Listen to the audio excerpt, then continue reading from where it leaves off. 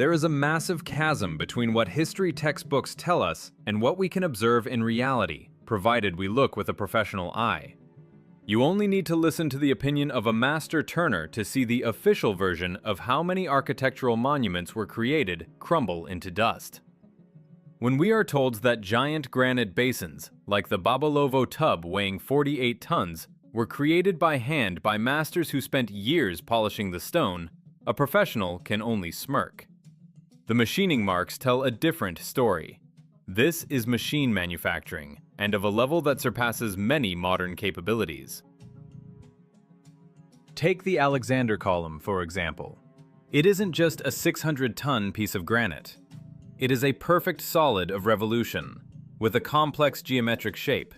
It has an entasis. It's not a simple cone. Physically, it is impossible to manufacture such an object without a gigantic lathe. If you asked any modern master to create even a scaled-down copy of such an object out of hard foam or wood, using only hand tools while demanding a perfect radius, they would refuse, calling the task absurd. Upon detailed study, it becomes obvious that such columns are complex engineering structures. Their components are fitted perfectly, and were likely parts of some technical devices from the past, the purpose of which is now unclear to us. The technologies used quite recently, just 200 or 300 years ago, are mind-boggling. We are talking about polygonal masonry, where blocks weighing hundreds of tons are joined with a precision unattainable for us, or geopolymer concrete methods that allowed for casting granite and marble. Sculptures made from a single piece of stone that imitate a thin veil or a fishing net also testify to the existence of high-precision programmable machines, not the genius of solitary men with hammers and chisels. However, by the end of the 19th century, this knowledge was completely lost, and the methods of working with artificial stone were forgotten. A logical question arises. Where did the civilization that possessed such powerful industrial potential disappear to?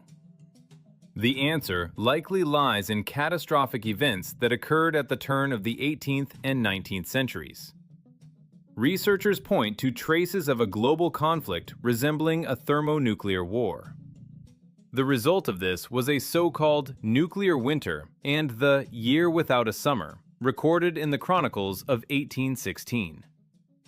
In English-speaking sources, this period is grimly referred to as 1800 and froze to death, when the cold destroyed crops and vegetation.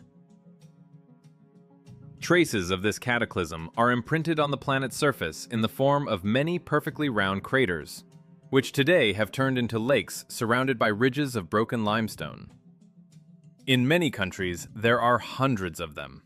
Even more eloquent proof is the state of the forests. In the northern hemisphere, it is practically impossible to find trees older than 200 years. Most forests either burned down in the planetary war or froze out during the nuclear winter that followed. If you look at chronicles and the first photographs from the mid-19th century taken in Crimea or Siberia, you can see almost desert-like landscapes where vegetation is only just beginning to recover. After this catastrophe, human development was thrown back to the level of a feudal society. The survivors began to relearn the simplest technologies, gradually moving to coal and steam. Current civilization is merely a shadow of a bygone era. We are children playing on the ruins of giants. We cannot prove the superiority of our ancestors through their equipment, as it was scrapped or melted down during periods of chaos and recovery. However, the evidence lies literally beneath our feet, because a highly developed civilization would have required the entire periodic table, which means massive mining of natural resources. To see the truth, it is enough to apply the method of analogy to construction. Up to a certain point, houses were built from perfectly cut limestone blocks, with joints so tight you couldn't even slide a razor blade between them. The first floors of such buildings are now often buried several meters underground, which is observed in many cities around the world.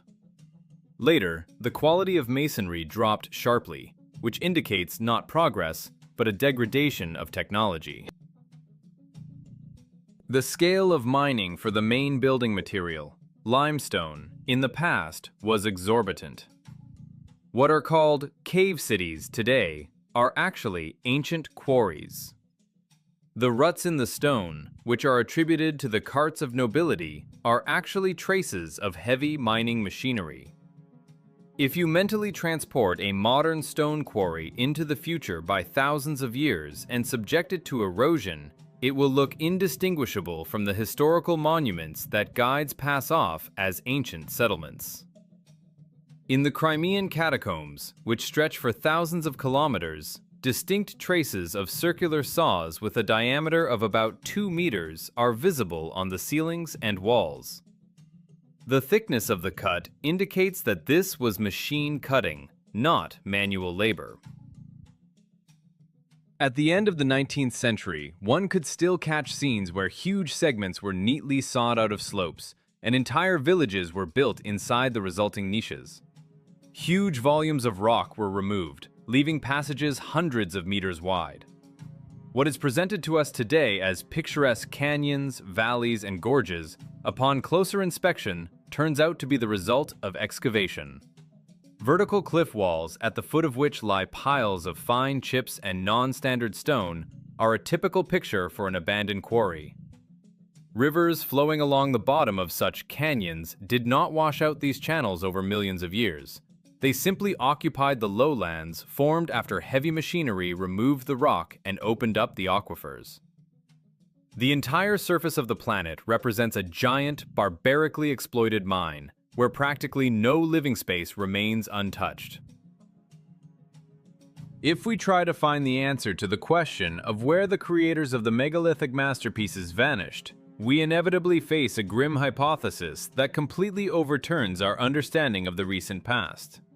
It is obvious that such a powerful civilization could not simply evaporate or leave peacefully, abandoning its cities and tools. Everything points to a global conflict, a massive catastrophe that divided history into before and after.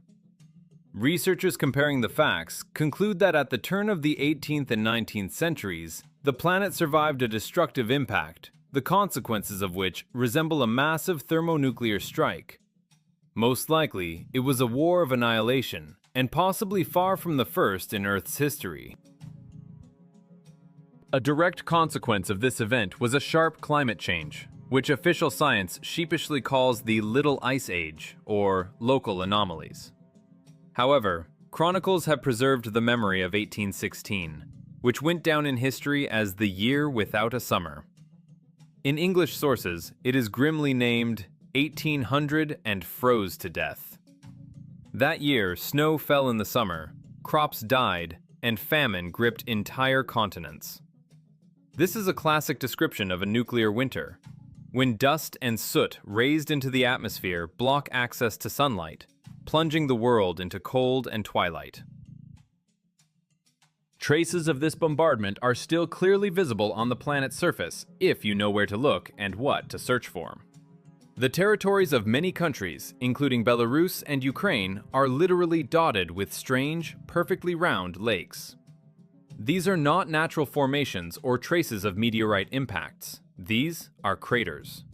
Around many of them, you can find ridges of fractured limestone, the main building material of the previous era, thrown out by the blast wave. In regions where the groundwater level is high, these craters filled with water, forming lakes. Where the climate is drier, they remain gaping scars on the body of the Earth, silent witnesses to the tragedy. Another irrefutable proof of a recent catastrophe is the state of the forests. If you carefully study the forest massifs of the Northern Hemisphere, you can notice a strange pattern. It is practically impossible to find trees older than 200 years. The old relict forests, about which legends were composed, have disappeared. Part of them burned in the fires of a planetary war, and the other part froze out in the subsequent nuclear winter. To verify this visually, it is enough to turn to documentary evidence from the mid-19th century. The first war photographers, such as Roger Fenton and James Robertson, who arrived in Crimea in 1853 to photograph the siege of Sevastopol, captured landscapes strikingly different from modern ones. In their photos, we see an almost bare, scorched desert. There was almost no vegetation, and the slopes of the hills are exposed. This is the state of nature just 40 years after the alleged catastrophe. A similar picture is observed in photographs of Siberia from the end of the 19th century. Huge spaces where the forest is only just beginning to recover, thin trees breaking through the soil that survived the apocalypse. Humanity, having survived this hell, was thrown back in its development by centuries. We degraded to the level of a feudal society, losing access to the high technologies and knowledge of our ancestors. The Industrial Revolution, which is presented to us as the great achievement of the 19th century, was actually just an attempt to gather the shards of the past. The coal-fired steam engine and primitive metallurgy are a regression compared to geopolymer concrete and atmospheric electricity. Even the periodic table, allegedly dreamed up by a great chemist, was likely just a fragment of preserved knowledge thrown into scientific circulation in a distorted form. Current civilization is just a shadow of the past. We are children playing in a sandbox on the ruins of giants. It is impossible to prove this through an analysis of industrial equipment, as all machines of the past were destroyed. In periods of devastation, for example, after the collapse of large states, people, like ants, dug up remnants of communications, cables, pipes, from the ground to sell them for melting. The same thing happened on a global scale. We scrapped the legacy of our ancestors without understanding its true value. But while we were busy surviving and restoring a primitive way of life, we missed the most important thing. The surrounding landscape, which we are used to considering a natural environment, is actually artificial. We have been trained to call ruins cliffs and quarries gorges. We walk on land that has been dug up, processed, and changed beyond recognition. But our collective memory of this has been intentionally erased. We look at mountains and valleys, admiring their beauty, not even suspecting that before us are traces of the greatest robbery of the planet in history. To understand the true scope of the civilization whose legacy we mistake for natural landscapes today, we must pay close attention to what lies literally under our feet. The Crimean Peninsula serves as an ideal testing ground for such research. Official historiography and tourist guidebooks persistently offer us a romanticized version of the past, telling us about so-called cave cities like Eski Kerman or Chufut Kale. They tell us that ancient people, monks or warriors, lived in these inaccessible rocks, chiseling out their cells and utility rooms with primitive tools for centuries. However, upon closer inspection, this version does not withstand criticism and crashes against the harsh facts of engineering reality. If we discard the tour guide's fairy tales and look at these objects through the eyes of an engineer or a miner, it becomes obvious. These are not dwellings, but remnants of massive industrial limestone mining.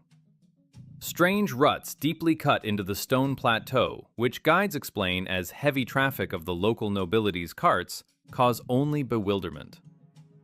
It is difficult to imagine how many millions of times a wooden cart must pass to cut a rut knee-deep into solid rock.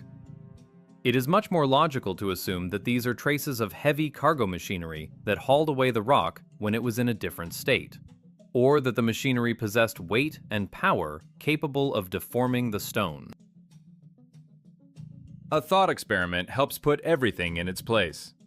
If you take a modern stone quarry, with its smooth walls and rectangular excavations, and transport it 10 or 20,000 years into the future, subjecting it to ruthless wind and water erosion, the result will be indistinguishable from the Crimean cave cities.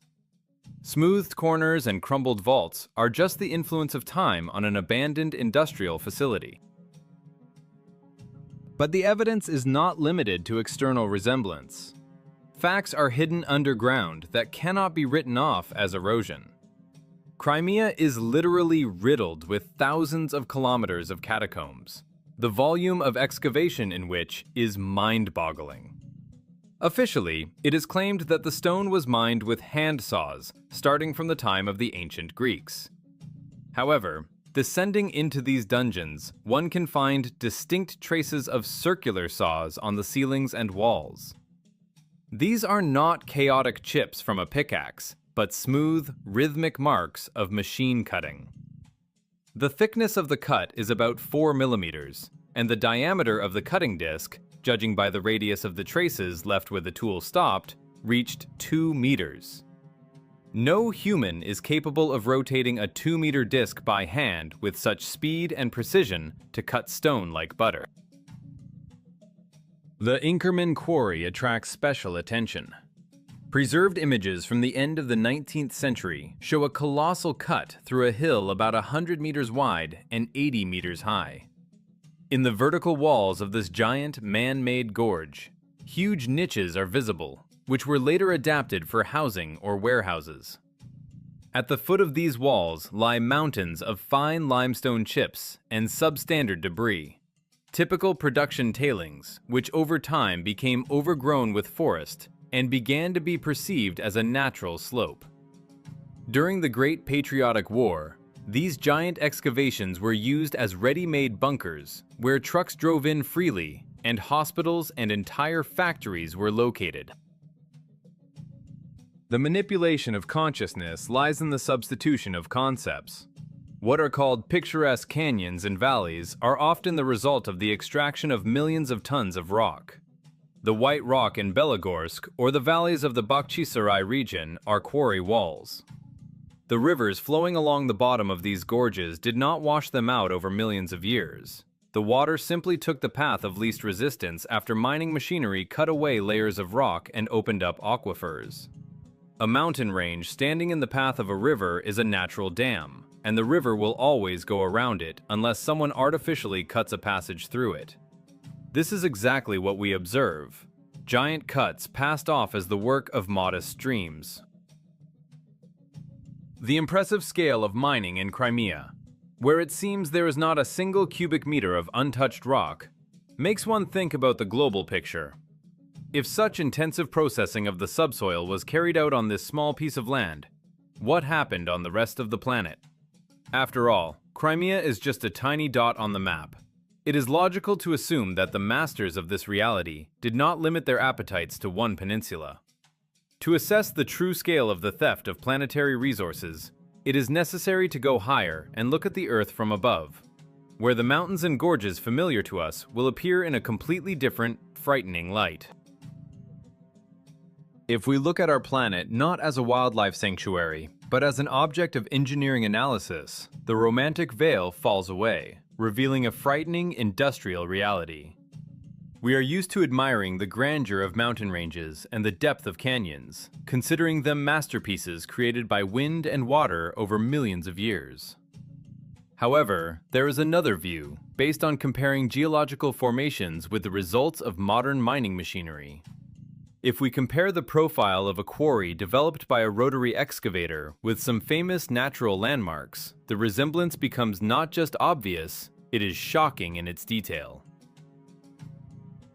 Modern bucket wheel excavators are giants capable of gnawing into rock, leaving behind a specific geometric pattern. They remove soil in tiers, forming stepped structures, and often move in an arc, leaving characteristic semicircular cuts.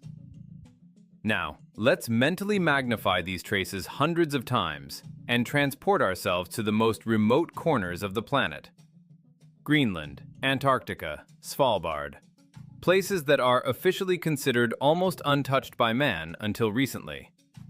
But upon careful study of the mountain ranges of these regions, for example, the Watkins Mountains or the Transantarctic Mountains, one can see the very same painfully familiar industrial patterns. Huge semicircular excavations, perfectly smooth terraces, and walls that look as if sliced by a giant knife. Official science claims that Antarctica was discovered only in 1820. However, its terrain preserves traces of barbaric exploitation that could have occurred long before the first polar explorers appeared there. The mountains look as if they were gutted, with everything valuable removed, leaving only an empty shell. The same applies to the sacred Mount Kailash in Tibet. Its pyramidal, stepped shape causes awe among pilgrims. But for a mining specialist, it is a typical spoil tip, or an outlier formed by tiered excavation. The height of over 6.5 kilometers makes the use of modern equipment there impossible. But who said that their machines were similar to ours and had the same limitations? The most striking example of global mystification is the Grand Canyon in the USA. Millions of tourists are told a beautiful legend about the Colorado River, which supposedly carved this stone for millions of years. But if you look closely at the structure of the canyon, the water erosion theory falls apart. The river is a thin thread at the bottom of a giant abyss. Water erosion creates V-shaped profiles, smooths corners, and changes the channel chaotically. The Grand Canyon demonstrates a clear structure with right angles, as if someone cut the rock out in chunks. The walls of the canyon bear traces of mechanical impact resembling the work of disc saws or rotary mechanisms of cyclopean size. This is not a riverbed. This is an excavated space, a giant quarry where mining was conducted on an industrial scale incomparable with the capabilities of our civilization. A similar picture is observed all over the world. Many U.S. national parks, such as Goblin Valley or Canyonlands, are essentially exhausted mines cynically named natural monuments. Nature does not tolerate straight lines and ideal geometric shapes. It strives for chaos and smoothing. But here we see strict order. Smooth walls, straight corridors, stepped amphitheaters. This is an industrial signature. We humans, with our excavators and bulldozers, look like children in a sandbox compared to those who carved up these continents. Their equipment, judging by the scale of the cuts, surpassed ours thousands of times over, allowing them to remove entire mountain ranges as easily as we scrape a layer of butter off a sandwich. The realization that Earth is a giant mine changes the perception of reality. We live on a processed object. But if mountain ranges and canyons are places where rock was actively removed, slicing it off in layers and tiers, a logical question arises. What remains after the top layer of the planet, hundreds of meters thick, is completely removed? When a planetary-scale rotary excavator finishes its work and drives away, it leaves behind a flat, lifeless platform. And the scariest part is that we see these platforms every day on geographical maps, without even suspecting what they truly represent. The answer to this question will horrify you with its obviousness, because we are used to calling these zones by completely different names. The most frightening part of this industrial investigation begins when we shift our gaze from the vertical walls of canyons to horizontal spaces. If we imagine the work of a rotary excavator removing rock layer by layer, it becomes obvious that the final result of its activity is a perfectly flat platform cleared of everything superfluous. This is the so-called quarry floor. Now, let's look at a map of the world, especially at those zones marked in yellow and designated as deserts. Comparing these two images leads to a shocking conclusion. The planet's greatest deserts are not quirks of climate, but the bottoms of giant, exhausted quarries. The scale of soil removal in these zones defies comprehension from the point of view of ordinary human logic. It seems that a planetary ripper worked on the planet, methodically removing the upper fertile layer along with vegetation, animals, and soil to a depth of hundreds of meters. Huge territories of Central Asia, Uzbekistan, Turkmenistan, Tajikistan, Kazakhstan, Iran, are devoid of fertile soils not because there is simply a drought. The landscape geometry suggests that a colossal layer of rock was sliced off this territory. Tracks and plateaus in Kazakhstan, for example, show clear boundaries where the machinery stopped. We see elevations that are remnants of the former surface level. and huge lowlands leveled like a table, which have become deserts. This is especially clearly visible in the example of the famous Monument Valley in the USA. These red rock buttes rising in the middle of a flat desert are not the result of weathering. These are witnesses, a term from geology denoting sections of rock left to assess the initial volume of deposits. The tops of these rocks show the level at which the ground surface was located before mining began. The entire space between them was scooped out, hauled away, and processed, leaving only a bare stone foundation. A similar picture is observed in the Namib Desert, in Egypt, and in the Red Deserts of Australia. These are territories scraped to zero, where soil is absent as a class, and the surface represents bare bedrock or a layer of sedimentary deposits. Some of these giant pits subsequently filled with water, turning into seas and lakes whose origins raise questions among hydrologists. The Sea of Azov, for example, fits perfectly into the theory of a flooded quarry. Its bottom is flat as a table, and the maximum depth does not exceed 15 meters, which is completely uncharacteristic for natural tectonic depressions. If we drain the Azov, we will see a typical platform on which skyscraper-sized rotary excavators once rolled. There is a version that thorium was mined in this region, which is confirmed by the presence of radioactive sands in the Azov region. The Aral and Caspian Seas also bear signs of the artificial origin of their basins. When we look at satellite images, we see that a significant part of the land is colored in yellow-orange tones. These are the colors of exposed subsoil. We are used to thinking that a desert is a natural ecosystem, but relief analysis says the opposite. Deserts are anthropogenic. They appeared as a result of long-term predatory metallurgical activity of a highly developed civilization. Either it was planned resource extraction by the inhabitants of the past themselves, or barbaric exploitation after the capture of the planet by an external force. In any case, the result is the same. The fertile skin of the Earth was stripped off, and the exposed flesh of the planet dried out under the sun. However, any production process of mining minerals is inevitably linked to the law of conservation of mass. If you extract billions of tons of ore from the depths, you cannot simply dissolve it into the air. Mining always consists of two stages: obtaining valuable concentrate and disposing of waste rock. If deserts, seas, and canyons are places of extraction, those very giant holes in the body of the Earth, then somewhere there must be mountains of waste material corresponding to them in volume. We look at the surrounding landscape with admiration, photographing majestic peaks and cone-shaped elevations, not even suspecting that we are actually admiring toxic waste from enrichment production, which ancient industrialists simply dumped in piles. Any industrial activity, especially on the scale of planetary mining, obeys the relentless logic of material balance.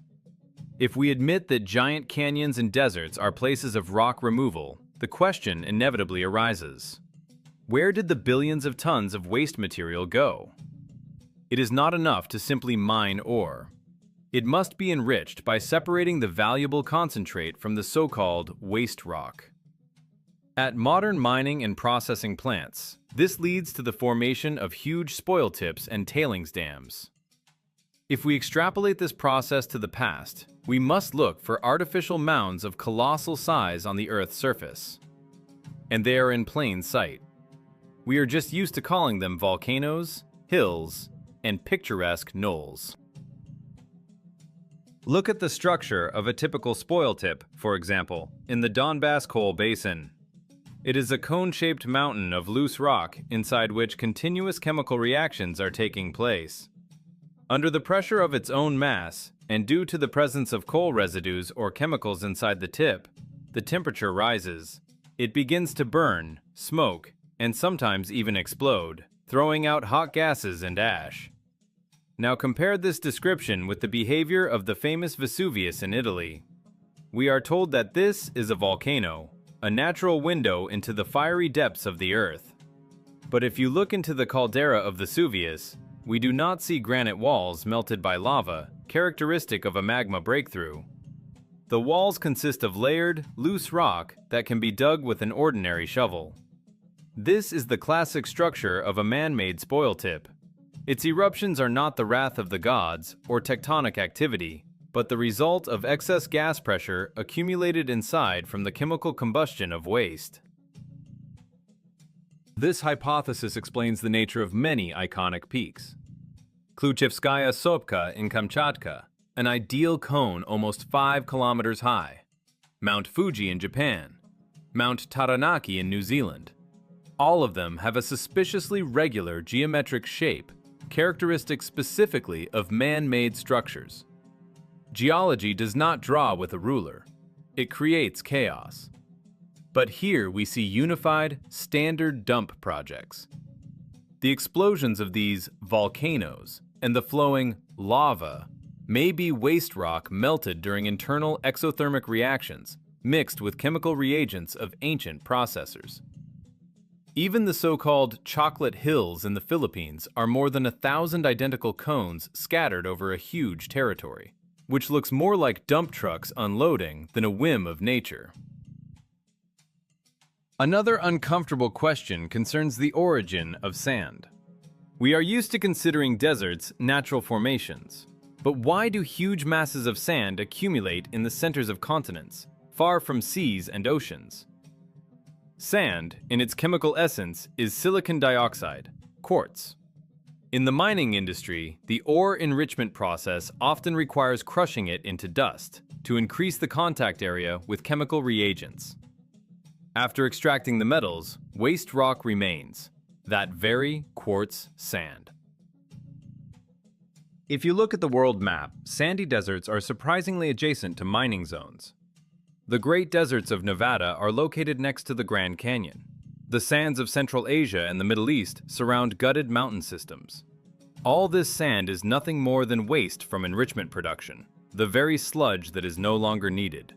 It was simply dumped into lowlands or used to fill exhausted quarries. The abundance of sand in river valleys also finds a logical explanation. Waste was dumped into the water and the current carried it along the channel.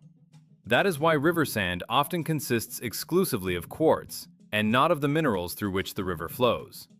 This is the trash trail of civilization. The colored mountains in China or Peru, which tourists admire, represent an even more sinister spectacle. Their bright, unnatural colors, red, yellow, turquoise, testify to a high concentration of chemical compounds. This is not natural beauty, but toxic dumps, where processed ores soaked in reagents lie in layers. Walking there without protective gear may be unsafe for health, but tourists are not told about this, as routes are laid along specially designated paths. Thus, the majestic picture of nature that we observe crumbles, giving way to a grim, industrial panorama. Mountains are piles of trash. Volcanoes are burning landfills. Sands are chemical tailings. The entire surface of the planet was dug up, ground down, chewed up, and spat out. Earth is not the pristine cradle of humanity, but a giant, exhausted mine, where practically no living space remains. This puzzle has come together, and the image on it is frightening in its hopelessness. But what does this knowledge mean for us, those who live here and now? We build our cities on someone else's dump, not suspecting that our civilization is possibly just a temporary caretaker at a closed facility. The realization that our planet is a giant, practically exhausted quarry leads to an inevitable and frightening philosophical conclusion. All our history, all our achievements and ambitions are just fussing about on a dump left by a more powerful force. We are like ants inhabiting an abandoned factory. We use debris of old structures, melt down rusty parts, and take pride in learning to extract crumbs of resources from waste piles that the previous owners considered trash.